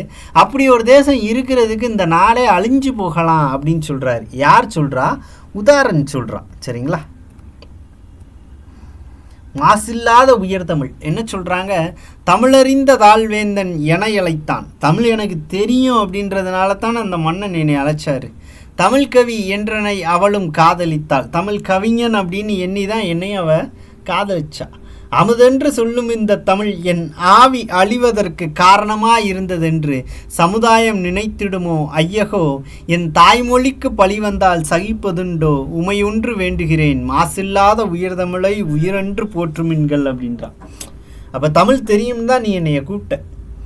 தமிழ் எனக்கு சிறப்பாக வருது, என்னுடைய கவிதை திறனை பார்த்து தான் அமுதவள்ளி அப்படின்ற அந்த அழகான பெண் என்னை காதலித்தாள். இப்போ நான் மட்டும் செத்துட்டேன்னு வச்சுக்கோங்களேன், இந்த உலகம் என்ன சொல்லும், தமிழ் தெரிஞ்ச ஒருத்தன் தமிழால் செத்துட்டான் அப்படின்னு சொல்லும். அப்போ தமிழுக்கு இவ்வளவு பெரிய அவப்பெயர் என் சாவால் ஏற்பட வேண்டாம் அப்படின்னு நான் நினைக்கிறேன் அப்படின்னு யார் சொல்கிறா? உதாரணம் சொல்கிறான். ஏன்னா கவிதை இயற்ற தெரிந்த ஒருவன் இல்லையா? ஸோ வார்த்தை வல்லமை வாய்ந்தவன் ஏதாவது ஒரு வார்த்தை விளையாட்டு பண்ணி தப்பிச்சிடலாம் அப்படின்ற ஒரு முடிவில் இந்த மாதிரியான ஒரு செய்யுள் நமக்கு கொடுக்குறாங்க. மக்களுக்கே ஆளும் உரிமை. அடுத்து எதை பற்றி பேசுகிறாங்க, அரசனுக்கு பின்னிந்த தூய நாட்டை ஆளுவதற்கு பிறந்த ஒரு பெண்ணை கொள்ள அரசனுக்கோ அதிகாரம் உங்களுக்கோ, அவ்வரசன் சட்டத்தை அவமதித்தான். சிரமறுத்தல் வேந்தனுக்கு பொழுதுபோக்கும் சிறிய கதை, நமக்கெல்லாம் உயிரின் வதை. அரசன் மகள் தன்னாளில் குடிகட்கெல்லாம் ஆளுரிமை பொதுவாக்க நினைத்திருந்தாள். அப்போ இந்த 2 பேர்த்தையும் கொல்லணும் அப்படின்னு தீர்ப்பு கொடுத்துட்டா அந்த உயிர் எடுக்கிறதெல்லாம் மன்னருக்கு அப்படின்றது ஒரு கேம் மாதிரி. நமக்கு அப்படி இல்லை, வாழ்க்கை பிரச்சனை. அப்போ அந்த அரசனுடைய அந்த வார்த்தையை இவங்க நிறைவேற்ற போகிறாங்களா, இது எல்லாத்தையும் நீங்கள் நின்று வேடிக்கை மட்டும்தான் பார்க்க போகிறீங்களா அப்படின்னு மக்களுடைய கவனத்தை தன்னுடைய பேச்சினால் தன் பக்கம் ஈர்க்கிறாங்க. இறுதியாக பாருங்கள், வாழிய என் நன்னாடு பொன்னாடாக வாழிய நற்பெருமக்கள் உரிமை வாய்ந்தே வீழிய பொய் மண்ணிடையே வீழ கொள்ளி வீழ்வது போல் தனித்தாளும் கொடிய ஆட்சி. ஏழையினேன் கடைசி முறை வணக்கம் செய்தேன், என் பெரியீர் அன்னையீர் ஏகுகின்றேன். ஆள்க என்றன் குருதியெல்லாம் அன்பு நாட்டில் ஆள்க என்றான், தலை குனிந்தான் கத்தியின் கீழ். அப்போ என் நாடு நல்லா இருக்கணும், இந்த மாதிரியான மன்னனினுடைய கொடிய ஆட்சியிலிருந்து சீக்கிரம் மீளணும். என்னை போன்ற என் வயதை ஒத்தவர்களுக்கு, என்னை விட சீனியர்ஸ்லாம் அங்கே இருக்கீங்க, அவங்களுக்கு என்னுடைய அன்னைக்கு என்னுடைய பணிவான வணக்கத்தை தெரிவிச்சுக்கிறேன் அப்படின்னு அந்த பலிபீடத்தில் வெட்டுவதற்கு ஏதுவாக தன்னுடைய தலையை கொண்டு போய் வைக்கிறான். அடுத்து பாருங்க, படிகத்தை பாலாபிஷேகம் செய்து பார்ப்பது போல அமுதவள்ளி கண்ணீர் வெள்ளம் அடிசோர்தல் கண்டார்கள் அங்கிருந்தோர். ஆவென்று கதறினால் அன்பு செய்தோர் படிமீது வாளாரோ என்று சொல்லி பதைபதைத்தாள். இது கேட்ட தேச மக்கள் கொடிதென்றார், கொடுவாளை பறித்தார். அந்த கொலையாளர் உயிர் தப்ப ஓடலானார் அப்படின்னு சொல்கிறாங்க. அப்போது அந்த அந்த அந்த பகுதியே முழுக்க நனைகிற அளவுக்கு அமுதவல்லியினுடைய அந்த கண்ணீர் இருந்துச்சு. அவளுடைய அந்த அழுகை அப்படின்றது எல்லோருடைய மனதையும் முறுக்குச்சு. அப்போ ஊர் மக்கள் என்ன சொன்னாங்க, எதிர்ப்பு தெரிவிக்க வர்றாங்க, அங்கே வெட்ட நிற்கிற காவலாளிகளை துரத்துறாங்க, அந்த கத்தியை பறிக்கிறாங்க. அப்படின்றப்ப அவங்க அங்கேருந்து தப்பிச்சு போகிறதுக்கு உண்டான ஒரு சூழல் ஏற்படுது அப்படின்னு சொல்கிறாங்க. இறுதியாக பாருங்கள், கவிஞனுக்கும் காதலிக்கும் மீச்சி தந்தார், காவலன்பால் தூதொன்று போகச் சொன்னார். புவியாட்சி தனி உனக்கு தாரம் என்று போய் உரைப்பாய் என்றார்கள். போகா முன்பே செவியினிலே ஏறிற்று போனான் வேந்தன், செல்வமெல்லாம் உரிமையெல்லாம் நாட்டாருக்கே, நவையின்றி எய்ததற்கு சட்டம் செய்தார், நலிவில்லை நலமெல்லாம் வாய்ந்ததெங்கே அப்படின்னு இந்த பகுதியை நமக்கு பிடிக்கிறாங்க. நம்ம ஏற்கனவே சொன்ன மாதிரி இந்த வடமொழியில் எழுதப்பட்ட பில்கணியம் என்னும் காவியத்தை தழுவி தமிழில் பாரதிதாசனால் 1937 வெளியிடப்பட்ட ஒரு படைப்பாக இது அடையாளப்படுத்தப்படுகிறது. எல்லாம் பார்க்கும்போது மொத்தமாக ஒரு கதை மாதிரி தெரிஞ்சாலும் ஆரம்பத்தில் பார்த்தீங்க அப்படின்னா ஒரு தனி மனிதன், உதாரணம் அப்படின்ற தனி மனிதன் பேசுகிறான், மக்களினுடைய உரிமைகள் பற்றி அவங்கக்கிட்டேயே பேசுகிறான் இல்லையா. ரைட்ஸு, அடிப்படை உரிமைகள் அப்படின்னு நாம் படிச்சிருப்போம், ஃபண்டமெண்டல் ரைட்ஸ், அது இந்த இடத்துல நிலைநாட்டப்படுது. இந்த மாதிரி இலைமறை காய்மறையாக ஒரு சாமானியன் எந்த அளவுக்கு உரிமை பெற்றவனாக இந்த நாட்டில் இருக்கிறான், அவன் எவ்வளவு பெரிய ஆள் ஆக்சுவலாக அப்படின்னு அவனுக்கே உணர்த்தும் விதமாகத்தான் கவிஞர்களினுடைய படைப்பானது இங்கே இருந்துகிட்டு இருந்திருக்கு அப்படின்றதான் இந்த பகுதி நமக்கு சொல்லுது. அடுத்து பாருங்கள், என்னாலோ. அது என்ன என்னாலோ அப்படின்னா, எண்ணரும் தமிழ்நாட்டின்கண் எல்லோரும் கல்வி கற்று கலைஞனாதல் பராக்கிரமத்தால் அன்பால் உன்னத இமயமலை போல் ஓங்கிடும் கீர்த்தி பெய்திட இன்புற்றார் என்று மற்றோர் இயம்பக் கோட்டிடல் என்னாலோ. கைத்திர சித்திரங்கள், கணிதங்கள், வானநூற்கள், மெய்த்திர நூற்கள், சிற்பம், விஞ்ஞானம், காவியங்கள் வைத்துள்ள தமிழர் நூற்கள் வையத்தின் புதுமை என்ன புத்தகச் சாலை எங்கும் புதுக்கு நாள் எந்த நாளோ, புகுத்து நாள் எந்த நாளோன்னு இருக்கும். சரிங்களா. ஸோ அப்போ ஒரு மிகச்சிறந்த படைப்புகள் எல்லாமே இங்கே உருவாகணும், கணித நூல்கள், வானியல் சாஸ்திரங்கள் உருவாகணும், எந்த திசை நோக்கினாலும் அங்கே அனைவரும் அணுகக்கூடிய அளவுக்கு புத்தக சாலைகள், அதாவது லைப்ரரிஸ் இருக்கணும். இப்படி ஒரு சூழல் உருவாகின்ற நாள் எந்த நாளோ அப்படின்னு கேட்குறாங்க. தாயலிற் தமிழையும் என்றன் தமிழரின் கவிதை தன்னை 1000 மொழியிற்கான இப்புவி அவாவிற்றென்றே தோயிரும் மதுவின் ஆறு தொடர்ந்தென்றன் செவியில் வந்து பாயினால் எந்த நாளோ ஆரிதை பகர்வார். இங்கே பகர்வார்னா என்னது, சொல்வார் அப்படின்னு சொல்கிறாங்க. இவ்வளவு நல்லது நடக்கப் போகிற நாள் எந்த நாளோ அப்படின்னு சொல்கிறாங்க. வெள்ளம் போல் தமிழர் கூட்டம், வீரங்கொள் கூட்டம், அன்னார் உள்ளத்தால் ஒரு வரமேற்றுடலினால் பலராய் காண்பார், கள்ளத்தால் நெருங்குனாதே எனவையும் கலங்கங்கண்டு துள்ளும் நாள் வந்தால் என்னால் உள்ளம் சொக்கும் நாள் எந்த நாளோ. கண்களும் ஒளியும் போல கவின்வளர் வாசம் போல பெண்களும் ஆண்கள் தாமும் பெருந்தமிழ் நாடு தன்னில் தன் கடல் நிகர்த்த அன்பால் சமானத்தார் ஆனார் என்ற பன்வந்து காதிர்பாய பருகு நாள் எந்த நாளோ அப்படின்றார். அப்போ இது எல்லாமே பார்த்தீங்க அப்படின்னா எளிய நடை தான். பெண்களும் ஆண்களும் ஒரு சேர கல்வி கற்க வேண்டும், எல்லோரும் இந்த சமூகத்தில் சமமாக போற்றப்பட வேண்டும். இப்போ ஆரம்பத்திலிருந்து நிறைய நான் நல்லது சொல்லியிருக்கிறேன். இந்த நல்ல விஷயங்கள் எல்லாமே ஒரு பண்ணாக, அதாவது ஒரு பாடலாக என் காதில் படக்கூடிய ஒரு பேச்சாக என் காதை அடையக்கூடிய அந்த நாள், அந்த நல்ல நாள் தான் எந்த நாள் அப்படின்னு கேட்டிருக்கிறார். அடுத்து பாருங்கள், புத்தக சாலை அப்படின்ற ஒரு விஷயம். ஆரம்பத்திலேருந்தே பார்த்தீங்க அப்படின்னா லைப்ரரி அப்படின்ற ஒரு விஷயத்தை மையப்படுத்தி இவருடைய எழுத்துக்கள் நிறைய இருக்கும். புத்தக சாலைகள் நிறைய அமைக்கணும், எல்லோரும் அணுகும்படி இருக்கணும் அப்படின்ட்டு. அதனால தான் வறுமை காரணமாக ஒருத்தன் படிக்கலை அப்படின்னா படித்தவன் எல்லாமே வெட்கப்படணும் அப்படின்னு எழுதியிருப்பார். அப்போ அந்த புத்தக சாலை அப்படின்ற பகுதியில் எதை பற்றி பேசுகிறாரு அப்படின்னு பார்க்கலாம்.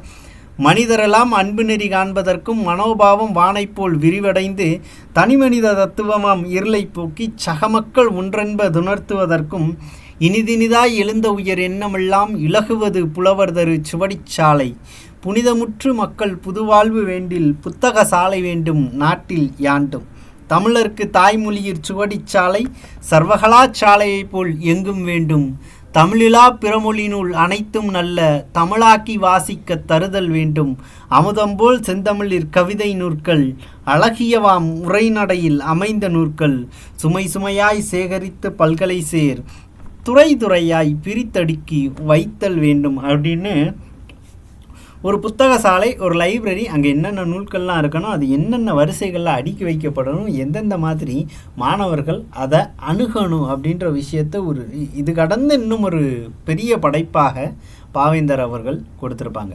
அது ஆரம்ப கட்டத்திலேருந்து பார்த்திங்கன்னா கல்வியினுடைய சிறப்பு பற்றி பேசியிருப்பாங்க, பெண் கல்வி பற்றி குறிப்பாக பேசியிருப்பாங்க, ஒரு தனி மனிதன் இந்த சமூகத்தில் எவ்வளவு சிறந்து செயல்பட வேண்டும் அப்படின்றத பேசியிருப்பாங்க. பேசுனது மட்டும் இல்லை, அவருடைய படைப்புகளும் பார்த்தீங்க அப்படின்னா அந்த மாதிரி தான் இருந்திருக்கும். ஏன்னா பாரதியினுடைய வழித்தோன்றல்கள் அப்படின்னு நாம் பார்க்குறோம். வழித்தோன்றல்கள் அப்படின்னா என்னது?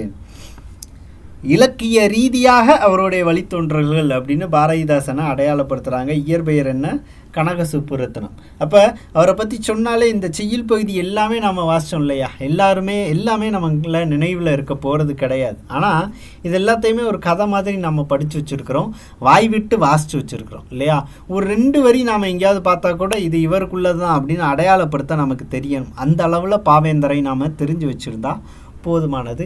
அது கடந்து அவருடைய படைப்புகள், கதை நூல்கள் பார்த்தோம், கவிதை நூல்கள் பார்த்தோம், நாடக நூல்கள் பார்த்தோம். அந்த நாடக நூல்களையுமே சிறப்பு வாய்ந்தவை அப்படின்னு ஒரு சில நாடக நூல்கள் தான் பார்த்தோம். அமைதி அப்படின்ற நாடக நூல், மௌன நாடகம் அப்படின்னு பார்த்தோம் இல்லையா? பிசுராந்தையார் அப்படின்ற நாடக நூல் 1969 சாகித்ய அகாடமி விருது பெற்ற நூல் அப்படின்னு பார்த்தோம் இல்லையா? நாடக நூல் அப்படின்னு. பில்கினியம் அப்படின்றது சரியா, அதுதான் புரட்சி கவி அப்படின்னு நமக்கு வெளிவந்திருக்கு. இந்த மாதிரி ரொம்ப அடையாளப்படுத்தி இதுதான் கேள்வி அப்படின்னு ரொம்ப சுலபமாக இந்த பகுதியிலேருந்து நாம் அகழ்ந்து எடுத்துடலாம். அப்போ இத்தனை பக்கம் இருக்கே அப்படின்னு பார்த்து மலைச்சு போய் நிற்கலாம் கூடாது.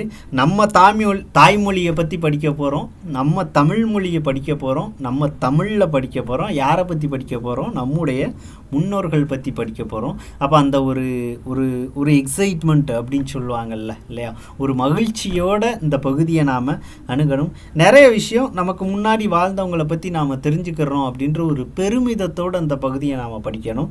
மனப்பாடம் பண்ண எதுவுமே இங்கே அவசியம் இல்லை. ரொம்ப ஆசைப்பட்டு தெரிஞ்சு மண்டையில் ஏற்றி இந்த விஷயங்கள் எல்லாத்தையுமே வச்சுக்கலாம். தேர்வு கடந்து இந்த விஷயத்தெல்லாம் பேசுகிறதுக்கு நமக்கு நிறைய உதவும் அப்படின்றது தான். ஏன்னா அங்கே நாம் படிக்கக்கூடியது ஐஎன்எம்மில் படிக்கக்கூடிய வரலாறு அப்படின்றத கடந்து நம்முடைய வரலாற்றை நாம் தெரிஞ்சுக்கிறோம். நம்மளுடைய முன்னோர்களினுடைய வாழ்வியல் எப்படி இருந்திருக்கு அப்படின்னு தான் இவங்க கவிதையாக படைப்புகளாக கொடுத்துருக்குறாங்க இல்லையா? அப்போ இந்த மாதிரியான விஷயங்களை படிக்கிறதுக்கு என்றைக்குமே சளைக்கவே கூடாது. சளைக்காமல் படித்தா தகுதியான ஒரு உயரத்தில் நம்மளை கொண்டு போய் அது உட்கார வைக்கும் அப்படின்றதுல எந்த விதமான சந்தேகமும் இல்லை. நல்ல தலைப்பில் அடுத்த வீடியோவில் பார்க்கலாம். நன்றி.